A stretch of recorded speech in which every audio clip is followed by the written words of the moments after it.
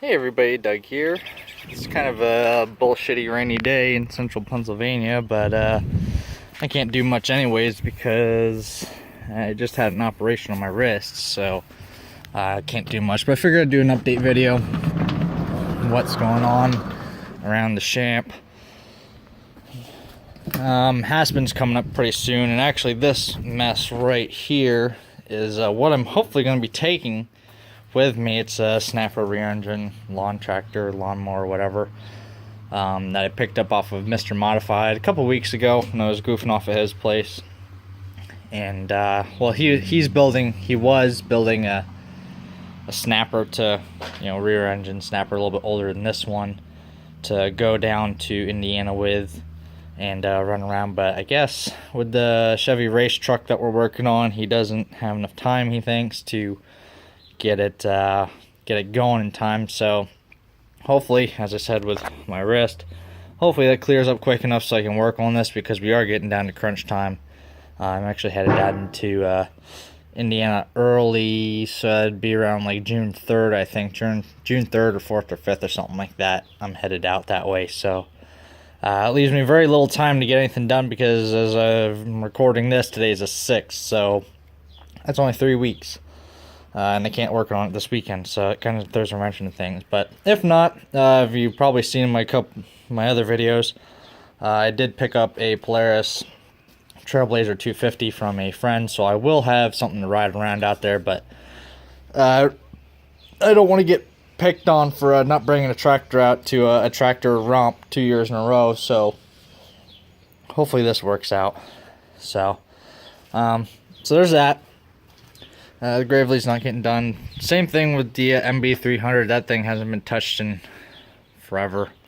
It's been, I don't know, probably close to a month now.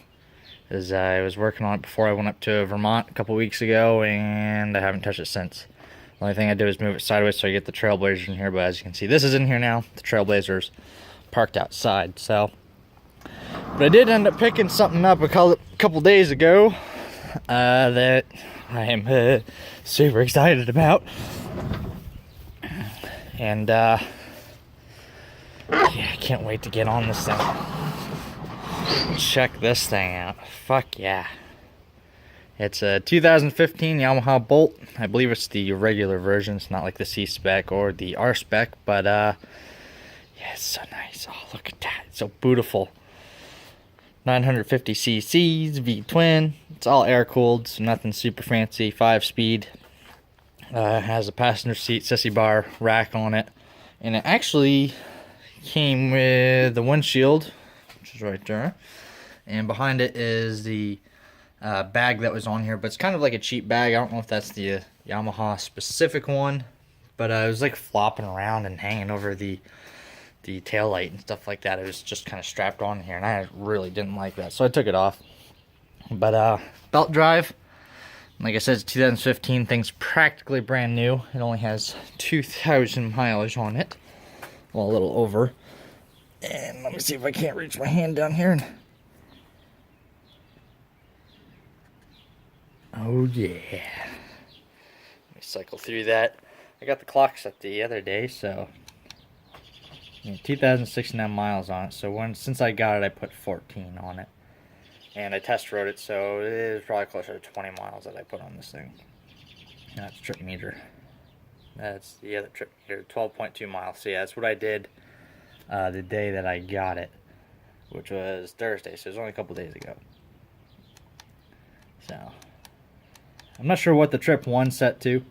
I'm kind of just assuming that might be the oil change. I'm not sure. But with 2,000 miles, this thing is just barely broken in. And this thing is immaculate, showroom condition. I mean, this thing hasn't been laid over a whole lot, because there's still rubber nubbies on the sides of the tires. Tires are brand new practically. But one thing I like is that it has turn signals on it, which the XT didn't have, and they are always on.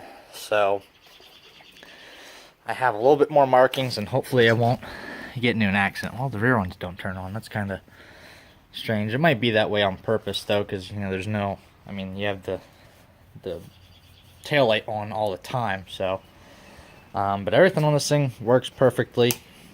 And I do actually have some That's not going to turn on because the bike's not on. But I do have some stuff coming in right away. I got another headlight bulb for it. I don't think it's an HID. I'm not really sure if it's an LED or something. It's just something I found online. And I also got a inner fender eliminator kit, which is this piece right here, this plastic piece. And it gets rid of this thing here and it moves the plate up a little bit more and shows a little bit more of that rear tire. So can't wait to get this thing rolling. Might put highway pegs on it. I was looking at forward controls, not really sure if that's something I want to go with. But I ordered new gear and I don't really need any new cameras, so I didn't bother with that. So anyways, I guess I'll just start it up here for a second and let everybody listen to the sexiness that it is.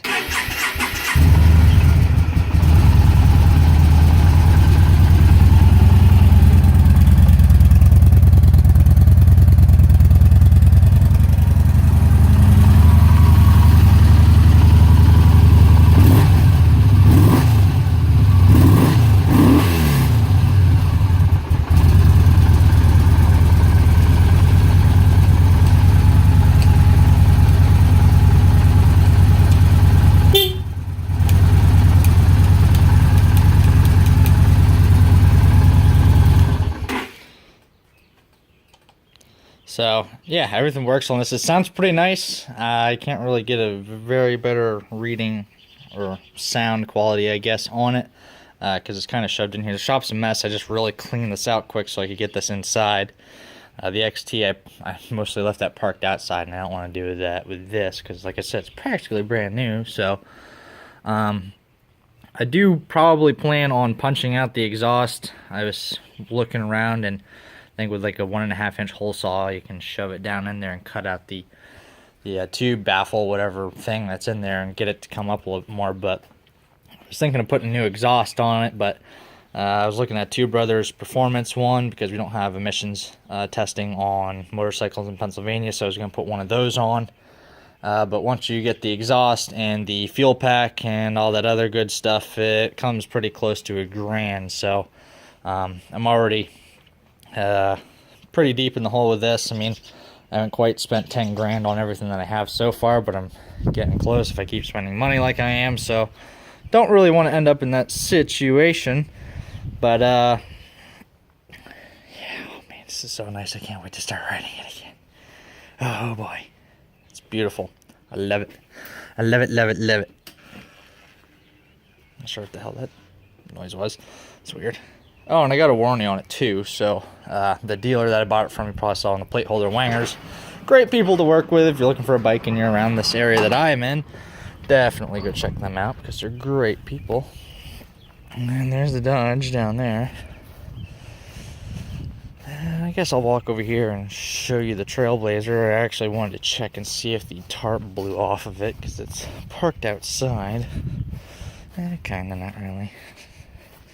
This thing's been running great, although the rear clutch, the buttons in it, I believe, are worn out because I was upstate last weekend and trying to go up a hill in the backyard, and it wouldn't do it. It was bogging out, essentially, but it worked fine on flat ground or if you got a head start. So I got stuff to repair all that junk, so that's coming up here soon, hopefully. Probably going to get a motorcycle lift, I think. I've been wanting to get one for a while, never have. And now that I actually have a heavy motorcycle, something that I can't lift with the roof chain hoist in the shop here, might be something good to pick up to start working on stuff, especially with the handicap that I have now. So, so much shit to do, so little time. So, anyways, hopefully here soon I'll be on the bike and riding it around, and it's pretty much all I have. So thank you guys for watching, and should be getting a couple more videos out here lately since I'm off of work for a couple days, and hopefully get caught up on a bunch of stuff. So thank you for watching, and I will talk to everybody later.